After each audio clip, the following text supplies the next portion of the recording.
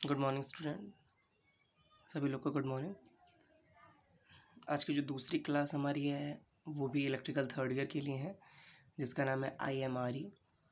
और ये electrical third year के लिए ही क्लास है, तो सेकेंड ईयर थर्ड ईयर के लिए यूजफुल नहीं है, लेकिन अगर आप लोग चाहें तो देख सकते हैं।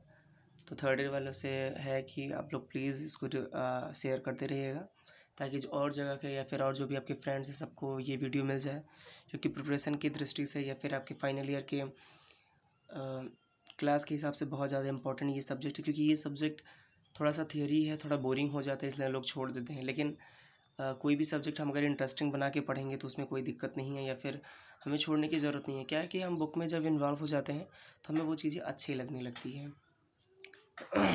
जैसे क्या है कि कोई मूवी हम लोग देख रहे हैं तो 2.5 घंटे का, तो स्टार्ट में कभी बोरिंग लगता है तो लास्ट में अच्छी लगने लगती है।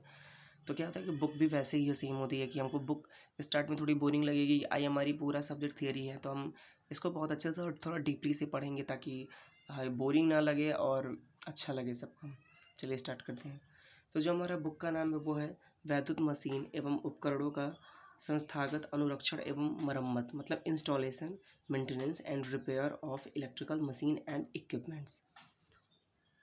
ये जो हमारा पूरा बुक है, यानी कि IMRE जो सब्जेक्ट है, इस पूरे बुक में हमें मेंटेनेंस बताया जाएगा, रिपेयरिंग बताई जाएगी कि हमारे किस इक्विपमेंट या मशीनरी के लिए कैसा रिपेयरिंग होना चाहिए, उसकी मेंटेनेंस क्यों ज़रूरी है, कौन कौन से मेंटेनेंस की टाइप्स होती हैं, वो सारी चीज़ें बताई जाएंगी, ताकि आप लोगों को क्लियर होता है।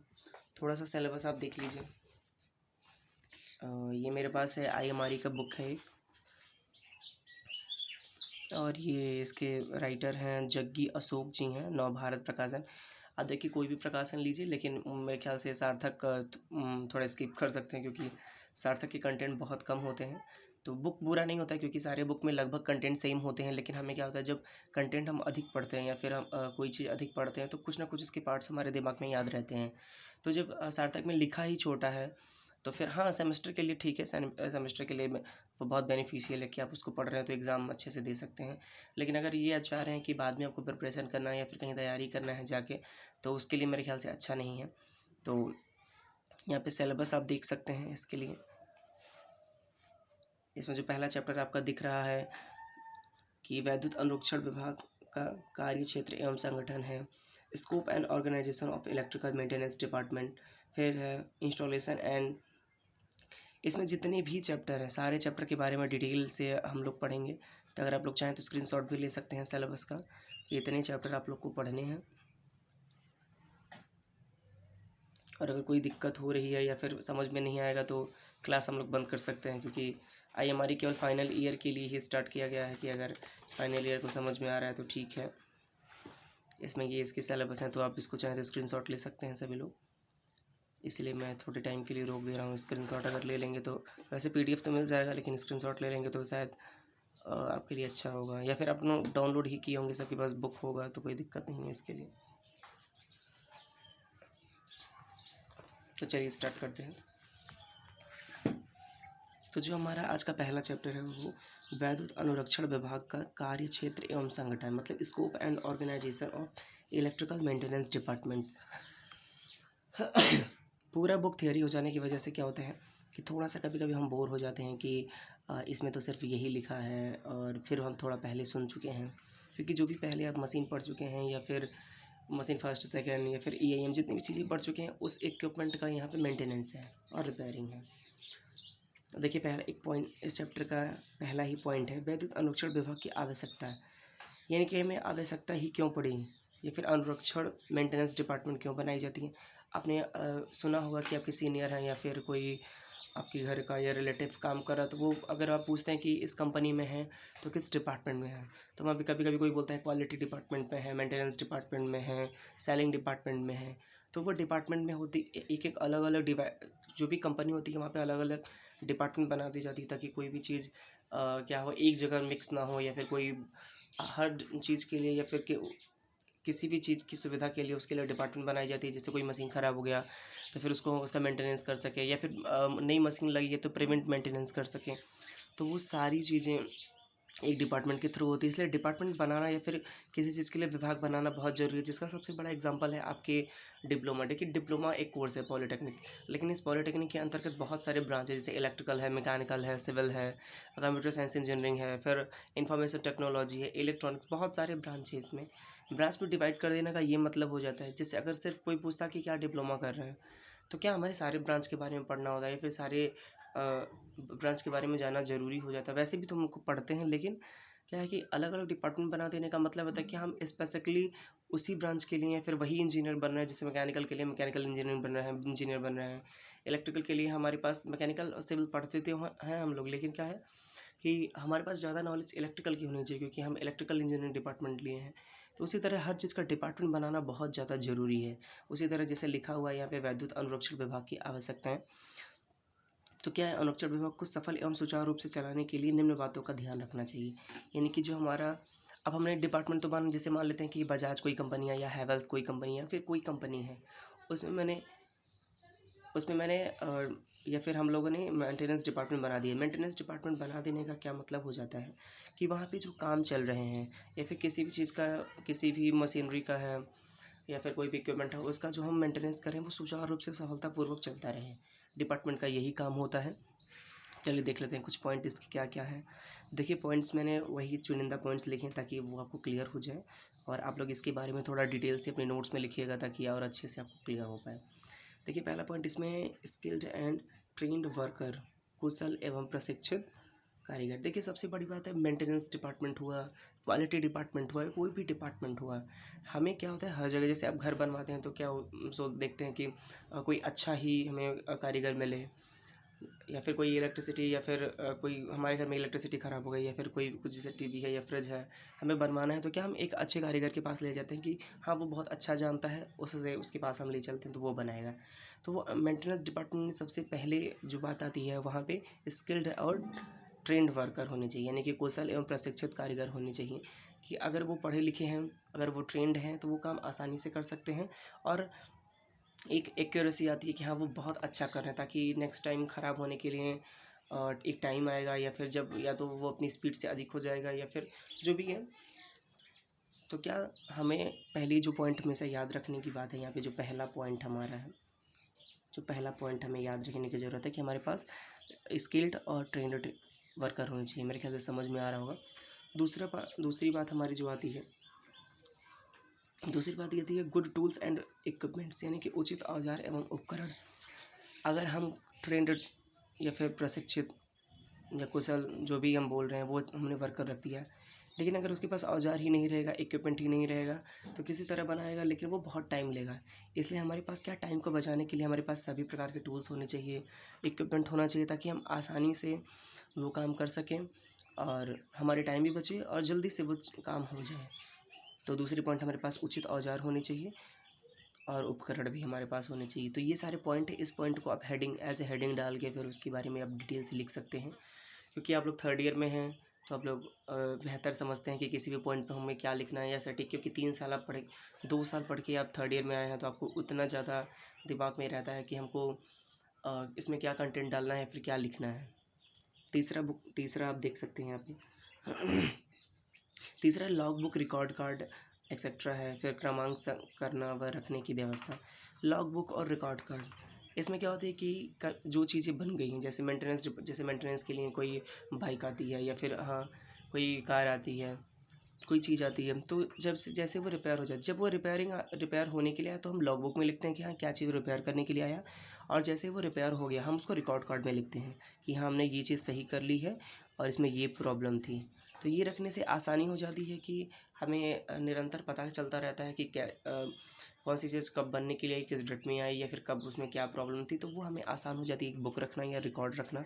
तो ये बहुत ज़्यादा ज़रूरी है कि किसी भी इक्विपमेंट या फिर कोई मशीनरी है वो आ रही है बनने के लिए, तो उसको हम लॉग बुक और रिकॉर्ड कार्ड जरूर रखें। तो मेरे ख्याल से समझ में आ रहा होगा। अगला जो हमारा पॉइंट है, every machine and equipment instruction manual, technical details, drawing, development and programme. जो हमारे पास जितनी भी मशीनें हैं या फिर इक्विपमेंट है उसका उसका हमारे पास मैनुअल होना चाहिए, इंस्ट्रक्शन मैनुअल। कोई मशीन चलाने के लिए अगर मैनुअल नहीं है तो हम अगर अचानक हमको पता नहीं है किसी तरह कि हमने स्टार्ट कर दिया चलाने लगा तो क्या हम उसके साथ हम भी क्षतिग्रस्त हो सकते हैं या फिर मशीन ख़राब हो सकती है। तो इसलिए जितनी भी मशीनें हैं, जो नई मशीनें आ रही हैं या फिर कोई नया वर्कर आ रहा है मेंटेनेंस डिपार्टमेंट में, तो हम उसको पहले मैनुअल दें कि हाँ ये मशीन ऐसे चलती है या फिर इस मशीन की ये फंक्शन है। तो उसके लिए एक इंस्ट्रक्शन कार्ड या फिर इंस्ट्रक्शन मैनुअल रखना बहुत ज़्यादा ज़रूरी है।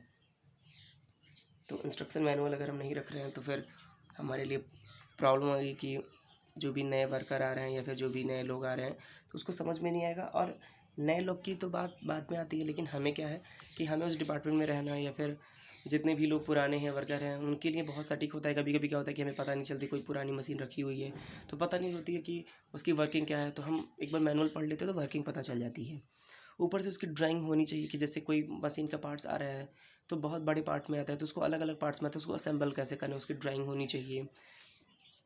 और उसको प्रोग्रेस में लाने के लिए ये देखिए कोई भी मशीन या फिर इक्विपमेंट को प्रोग्रेस में लाने के लिए ये सारी चीज़ें जानना बहुत ज़रूरी है कि उसकी ड्राइंग सबसे पहले जाना। जैसे कि आप कोई भी चीज़ जैसे ऑनलाइन मंगा रहे हैं फिर खरीद रहे हैं तो उसके अंदर एक बिलिंग होती है, एक ड्राइंग बनी होती है कि आप इसको कैसे असेंबल करते हैं।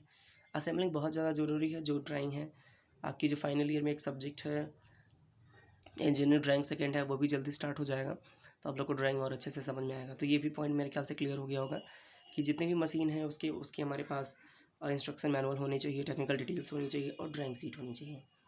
अगला पॉइंट हमारे पास है कि अनुरक्षण कार्यों में खर्च होने वाले सामान्य एवं अतिरिक्त पूर्जे।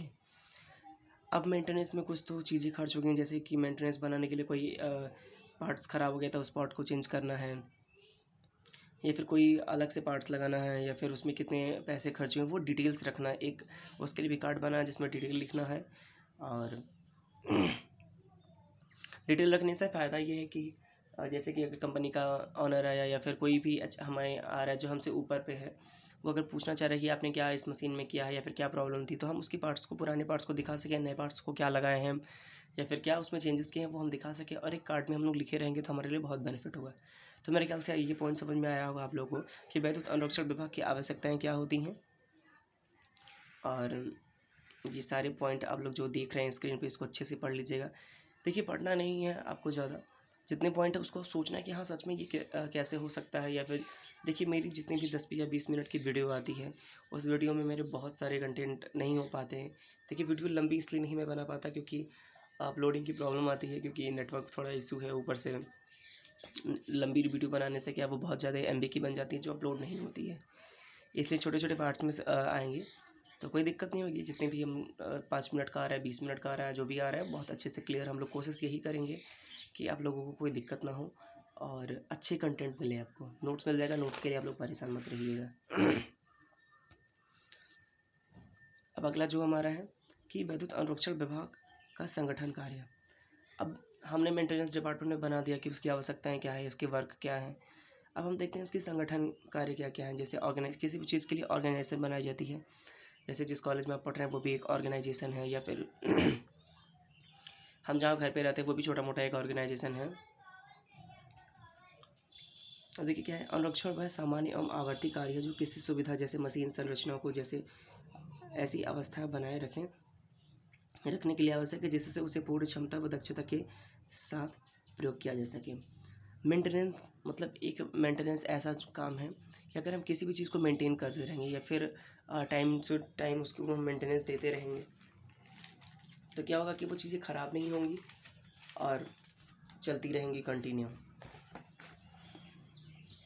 जैसे क्या कि हमारे पास अगर टेलीविज़न है, फिर अगर हमारे पास कोई भी चीज़ है, इलेक्ट्रिक इक्विपमेंट है, उसकी क्या होती है, एक टाइम आती है कि हाँ अगर पहले से इसको रिपेयर कर लेते हैं। या फिर जैसे हमारी बाइक होती है, कार होती है, फिर या फिर जो भी मोटरसाइकिल हमारे पास है उसकी आती है कुछ टाइम के लिए आती है कि हमारी बाइक 6 महीने में इसको हम सर्विसिंग करवाना है। तो क्या सर्विसिंग करवाने का मतलब वो अनुरक्षण मेंटेनेंस करवा रहे हैं ताकि वो हमारी निरंतर चलती रहे और वो मतलब अपनी जितनी ही भी मैक्सिमम दक्षता हो सके या फिर मैक्सिमम एफिशिएंसी पे वो काम कर सके। इसलिए मेंटेनेंस बहुत ज़्यादा जरूरी है। यानी कि अगर मेंटेनेंस लिखना चाहे कोई कोई क्या है मेंटेनेंस तो लिख सकते हैं हम कि मेंटेनेंस एक ऐसा काम है जिसको निरंतर बनाए रखने के लिए या फिर किसी मशीन या फिर जो भी हमारे पास इक्विपमेंट है उसकी दक्षता को और उसकी क्षमता को बनाए रखने के लिए यह बहुत आवश्यक है।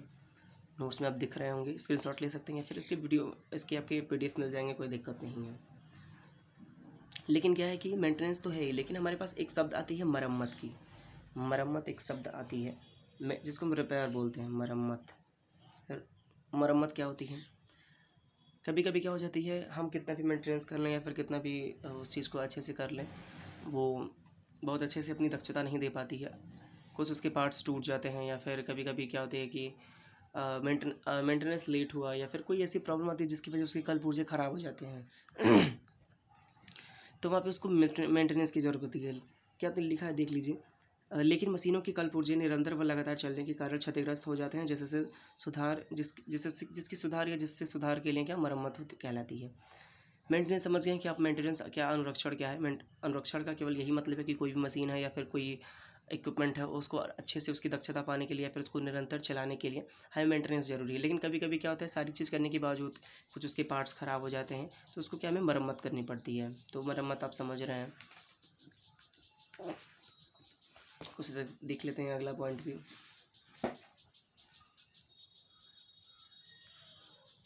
आवाज़ क्लियर नहीं है, फिर जो भी है आप कमेंट कर दीजिएगा आप लोग की क्लियर आवाज़ आ रही है कि समझ में नहीं आ रहा है।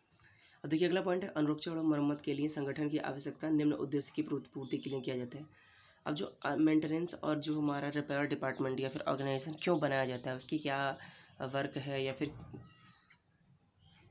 उसको देखते हैं। पहला कैपिटल निवेश, सॉरी पूंजी निवेश, इसको इंग्लिश में कैपिटल इन्वेस्टमेंट बोलते हैं। मतलब क्या, जो हम प्रारंभिक कीमत लगा रहे हैं, जैसे मशीन या फिर कोई कंपनी बैठा रहे हैं, उसमें कोई मशीनरी बैठा रहे हैं, तो प्रारंभिक कीमत जो हम बैठा रहे हैं उसकी जो प्रारंभिक कीमत है उसकी दक्षता के हिसाब से हमें वर्क मिलेगा। उसकी जितनी दक्षता है उस दक्षता पर उस मशीन को चलाने के लिए या फिर जिस पैसे में है उसको बरकरार रखने के लिए क्या करते हैं, हमें मेंटेनेंस ज़रूरी है और रिपेयर ज़रूरी है। अगर हम मेंटेनेंस और रिपेयर कंटिन्यू करते रहेंगे तो वो मशीनरी हमारी ख़राब नहीं होंगी और हमें नया मशीन बैठाने की ज़रूरत नहीं पड़ेगी। हमें पुराने मशीन से ही काम चलता रहेगा अगर उसकी मेंटेनेंस और रिपेयरिंग हम लोग टाइम टू टाइम करते रहेंगे। तो पहला चीज़ है कि पूंजी निवेश, हम अपनी पूंजी को बचा सकते हैं कि हम नए मशीन को लगाने से बचें, ताकि पुराने मशीन को मेंटेनेंस करके उसका रिपेयरिंग करके अच्छे से हम चला सकें।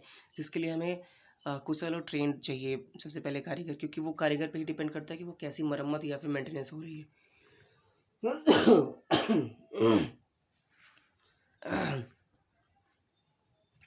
अगला पॉइंट हमारे पास आता है equipment relative important standard measurement. हम जो भी मशीनरी या फिर इक्विपमेंट यूज कर रहे हैं उसके पास हमारे मानक जो इम्पोर्टेंट उसके मेजरमेंट होते हैं वो हमें पता होने चाहिए कि हाँ इसको किसे लगाना है या फिर कितने जगह स्पेस लगा या फिर इसकी क्या मैनुअल है। एक तरह से उसको मैनुअल ही समझ सकते हैं कि उस मशीन का मैनुअल हमारे पास होना चाहिए। तो पहला पॉइंट हमारे पास हो गया कैपिटल इन्वेस्टमेंट का। दूसरा हमारे पास हो गया कि उसकी मैनुअल होनी चाहिए कि उसके मैनुअल में क्या क्या चीज़ें दी हुई हैं। उसके पास अगला आता है मेंटेनेंस वर्कर के लिए सुरक्षित कार्य। जो हमारे पास वर्कर है मेंटेनेंस डिपार्टमेंट में, उनको सुरक्षित कार्य दिया जाए या फिर ऐसे जगह पे उनको कार्य करवाने के लिए या फिर प्लेस किया जाए ताकि वहाँ पे सुरक्षित वो कार्य कर सके, उनके लिए कोई हार्मफुल ना हो और उनकी सुरक्षता का ध्यान रखा जाए। ये बहुत ज़्यादा इम्पोर्टेंट है। अगला हमारे पास है कार्ड और फाइल। वही है फाइल की, हमें फाइल बनाना जरूरी है कि हमने क्या रिपेयर किया है या फिर क्या मेंटेनेंस हुआ है, तो वो रिपेयर करने के लिए हमें कार्ड बनाए या फिर हम एक फ़ाइल बनाएं जिसमें हम वो सारी चीज़ें लिख सकें। अगली हमारे पास पॉइंट है वर्क कंजम्पशन को मापना। हमारे काम कैसे हो रहे हैं या कितने टाइम में हो रहे हैं उसको मापने के लिए हम क्या रखें, मानक रखें, एक फ़ाइल रखें, जो भी रखें कि जैसे कि किसी चीज़ को काम दिया जाता है कि आज दिन भर में आपको 4 यूनिट सही कर देनी है, तो उनके लिए वो एक मेजरमेंट है कि अगर 4 यूनिट आपने सही कर दिया तो आप उनके लिए अच्छे हैं। अगर आपने केवल 3 यूनिट किया तो उनको लगेगा कि आप बहुत स्लो काम कर रहे हैं या फिर जो भी चीज़। जैसा क्या है कि हम लोग के द्वारा कोई असाइनमेंट दिया जाता है आपको कि ये असाइनमेंट आपको कल करके आना है, तो अगर कोई बच्चा कल कर लिया तो ये होता है कि हाँ उसने कल कल कर लिया, जो नहीं कि हम लोग ये सोचते हैं कि वो जानबूझ के नहीं कर रहा है या फिर उसके पास लेजीनेस है। तो वही यहाँ पे है कि हम उसको नापने के लिए देखते हैं कि उस वर्कर को हम देते हैं कि एक टाइम ड्यूरेशन की इतने टाइम में ये हो जाना चाहिए या फिर वो ये बन जाना चाहिए। अब अगला पॉइंट हमारा है समय समय पर अनुरक्षण विभाग के कारीगरों, सुपरवाइजरों तथा दैनिक कर्मचारियों को प्रति 6 महीने या 1 वर्ष के भीतर प्रशिक्षण देकर उनकी योग्यता को बढ़ाना। मतलब जितने भी वर्कर मेंटेनेंस डिपार्टमेंट या रिपेयर डिपार्टमेंट में हैं उनकी क्या करना है, हमें ट्रेन उनको करना है। जैसे नई मशीनें आ रही हैं तो उसकी नई मशीनों के बारे में बताना, या फिर उसकी इंस्टॉलेशन के बारे में बताना, या फिर उसमें क्या क्या पार्ट्स हैं उसके बारे में बताना, क्योंकि अगर हम उसको बताते रहेंगे तो उसकी मेंटेनेंस या फिर उसकी रिपेयर बहुत आसान हो जाएगी। और हाँ, उसी उस तरह हमारे जितने भी कारीगर हैं या फिर सुपरवाइज़र हैं, वर्कर हैं, वो ट्रेंड भी होते रहेंगे ताकि उनको कोई दिक्कत नहीं हो। देखिए, जब हमारे कारीगर ट्रेंड होंगे, सुपरवाइज़र थोड़े समझदार और वो मशीन के बारे में जानते रहेंगे, तो हमारे लिए वो काम करना बहुत आसान हो जाएगा। और वो उसके लिए हमें दक्षता हमारी मशीन की बढ़ेगी, हमारी कंपनी बड़ी अच्छी होगी, या फिर जो भी चीज़ है वो बहुत अच्छे से चलती रहेगी। अ, मेरे ख्याल से आपको समझ में आया होगा आज की जितनी भी चीज़ें चली हुई हैं। तो आप कमेंट ज़रूर कीजिएगा कि आपको समझ में आया है कि नहीं आया है। आया है तो भी कमेंट कीजिएगा, नहीं आया है तो भी कमेंट कीजिएगा, क्या प्रॉब्लम है, क्या समझ में नहीं आ रही है। तो हम आपके लिए ही काम कर रहे हैं। आपको अगर समझ में आया तो ठीक है, नहीं आएगा तो ये क्लास बंद कर दीजिए, क्योंकि हमारी आप लोग की वजह से ही स्टार्ट किया गया है। तो अगर आपको पसंद आया हो तो आप लोग सब्सक्राइब कर दीजिएगा और लाइक भी ज़रूर कीजिएगा। Thank you.